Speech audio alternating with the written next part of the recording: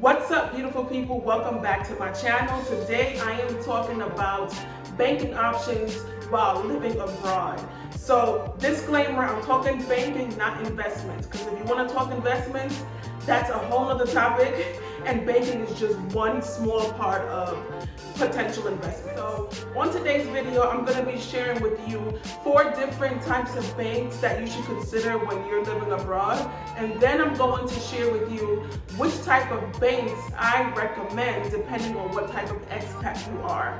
So if this is something that you're interested in, or you know someone who's thinking about this, maybe moving abroad, help me out and help your friend out by sharing this video with them, all right? And if this is your first time tuning in, my name is Audrey and I moved from New York to Roatan in 2011. So on my platform, I share different tips, tricks, lessons that I've learned by tripping over a bunch of rocks during this journey so that you guys won't have to do it, all right? So I'm trying to save y'all money, time, and headaches with the information that I share with you. So, all right, so the first type of bank I want to talk about is online banks. So these online banks, they have no physical location. It's literally a bank that exists online. And 2 of the most popular banks, and I've dealt with one of them, is Novo and Oxygen. So this is really good for my single member LLCs, or if you're a small business. So most people who live abroad are digital nomads, right? And they move with their business, or their business moves with them. And so this is a really good option for you. There's very low fees. Some of them have no ATM fees. One of the things that I really love about online banks is that they have virtual debit cards. So if you lose your debit card, or you're waiting for them to mail it to your house like with a regular bank, you might have to take a flight all the way back to the States to get it. Whereas with these virtual cards, you can make your purchases like normal. You can pay your bills, pay your taxes, any subscriptions, and it works. For those of you who sell online, if you have an e-commerce business like with Etsy, or you use Shopify and Stripe, Amazon, these online banks integrate very easily with your online platform. So accepting payments from your customers through this online bank, it really does help. So the next type of banking is credit unions. Y'all, don't be sleeping on a credit union just because they're not as popular as traditional banks, because the advantages and the opportunities, especially for business owners, are so good when it comes to credit unions. I'm gonna recommend 2 very reliable, responsible, good reputation credit unions. One is Nassau Federal Union, and also Navy Federal. All right, so those are the 2 that I want to reference. But if you want a way to leverage your personal credits so that you can attain business credit while living abroad, trust me, look into these credit unions, because since they are smaller than traditional banks, there's not as much bureaucracy and in-person meetings and all of this back and forth for you to sit down with a banker and give you a loan or give you a credit card with a higher limit. So if you're traveling for 2 years and then you go back and like, hey, I want to take out a $50,000 business loan, they're gonna listen to you way faster than a banker at one of the traditional banks. You wanna have your money somewhere safe, but be able to use other people's money in the future. The credit unions are definitely the way to go. Next, we have traditional banks. So traditional banks, you know, the JP Morgan Chase, the Wells Fargo, Bank of America. I know all of you guys be running away from these banks, but when it comes to living abroad, I find that it's important to have a bank account with these traditional banks because they have way more options for you as an international traveler. Yes, because they have way more options and they have actual branches all over the US, you're gonna pay a little bit more higher fees. But for the convenience of being able to access your money, no matter where you're at in the world, I truly suggest having at least one traditional bank. So in Honduras, when I have my clients, a lot of them have Zelle. And so sometimes they don't want to pay with their credit card, they don't have their credit card, they don't have cash. I'll be like, okay, just Zelle me. And also, when you're talking about business, you can also build that relationship banking. You can have that relationship banking with a traditional bank as well. But once you get in good with them, once you have your balance consistently up there, then they too, just like a credit union, can offer you a business credit card or business credit loan. But now we're talking big boy banking. We're talking about $250,000 in a loan, because it's a bigger bank, so they have more money to give. All right, as long as you're responsible and you could prove that you could pay it back and you have good history with the bank. And like I said, unlike the credit unions, you might have to go through the hoopla, you might have to go through the bureaucracy, but the opportunities to get big boy funding with these traditional banks is there, definitely. Next, we have your local banks. So your local bank account is really good to have because you need to have local currency wherever you're living. The local currency is the lempira, and people who are visiting, you can't just walk into a bank and say, hey, I want to change $1,000 into lempiras. You have to have a bank account, you gotta have this, you gotta have that. And so many times when it comes to getting local currency, it's better to just have your local bank accounts. And here's the thing, another plus with traditional banks. You can transfer from your traditional bank to your local Honduran bank very easily.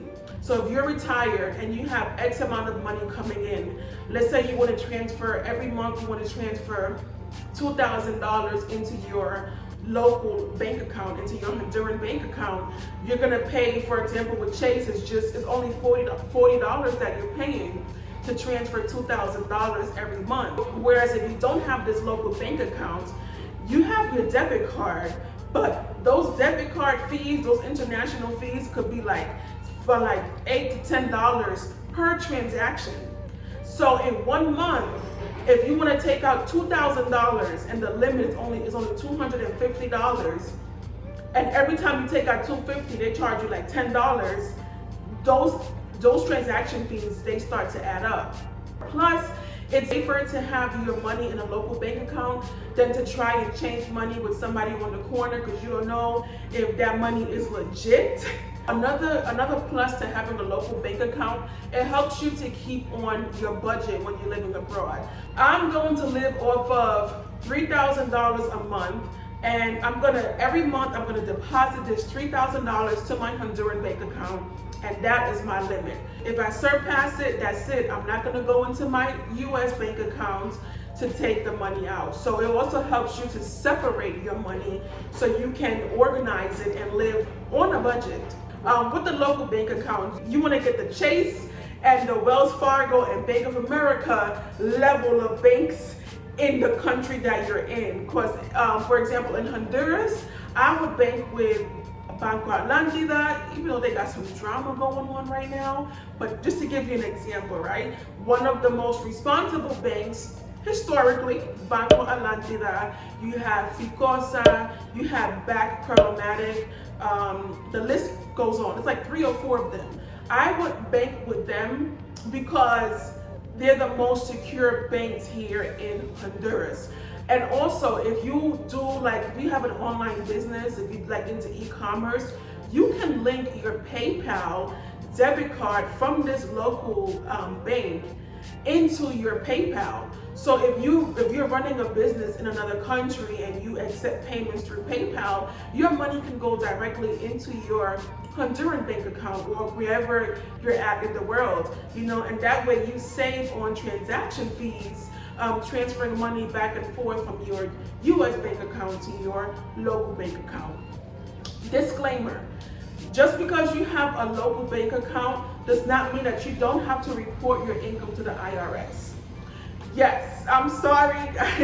I spoke to a couple of people who were thinking about moving abroad, and when I told them this, they were like, what?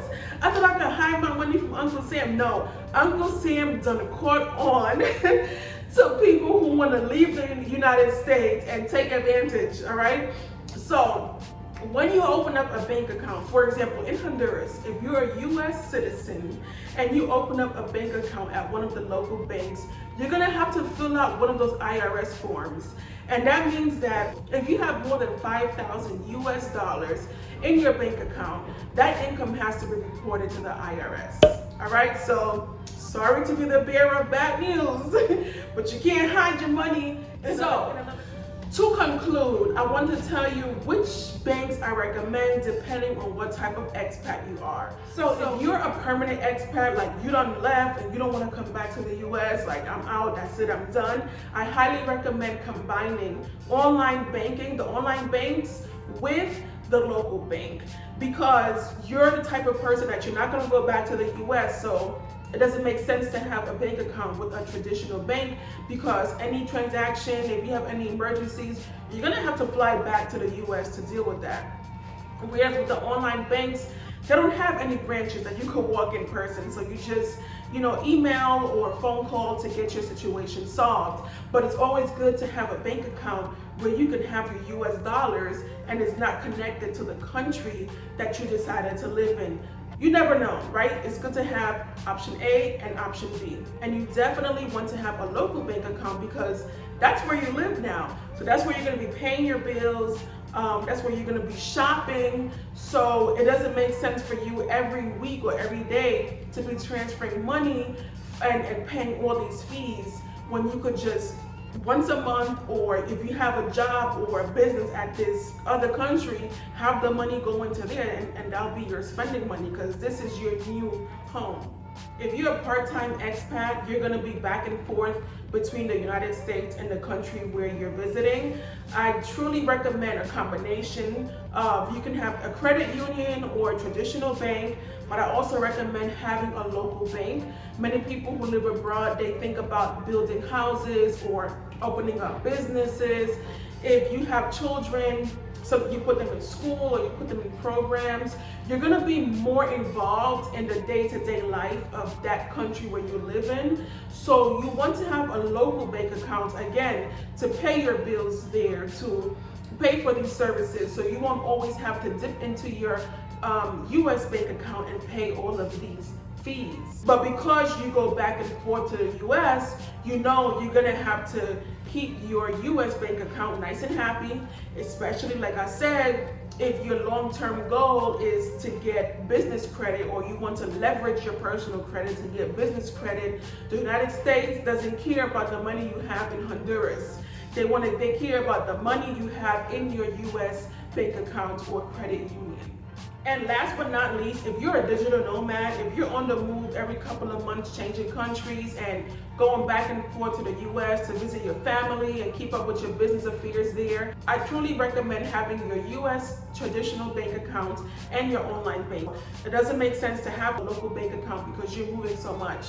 The traditional bank is going to help you because traditional banks have a lot of international stuff. Now be careful with the fees now.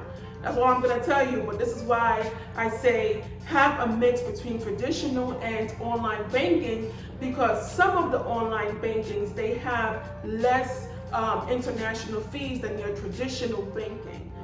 All right, beautiful people, that is it for online banking while living abroad. Let me know if there's anything else you want to know, something that I missed out. Put it in the comments below. If you live abroad, let us know what your experience is and what you recommend for people who live abroad.